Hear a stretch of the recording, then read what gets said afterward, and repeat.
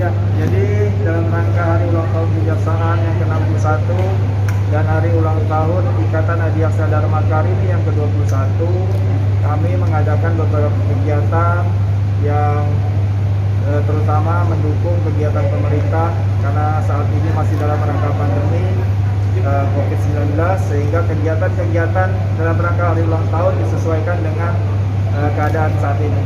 Jadi kami antara lain melakukan bakti sosial yang kemarin kami sudah lakukan, itu pun terbatas, jadi kami tidak buat kerumunan, menghindari kerumunan yang sudah kami lakukan. Dan hari ini kami membantu program pemerintah dalam rangka vaksinasi, sehingga target vaksinasi di Indonesia ini bisa tercapai, sehingga diharapkan masyarakat Indonesia mempunyai imunitas setelah mendapat vaksin dari pemerintah ini.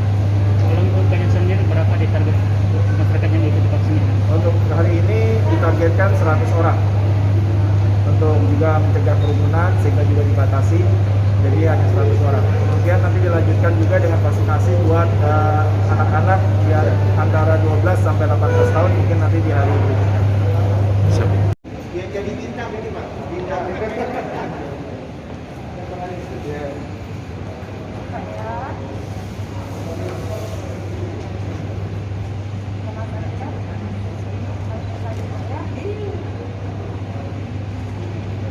Itu sejam.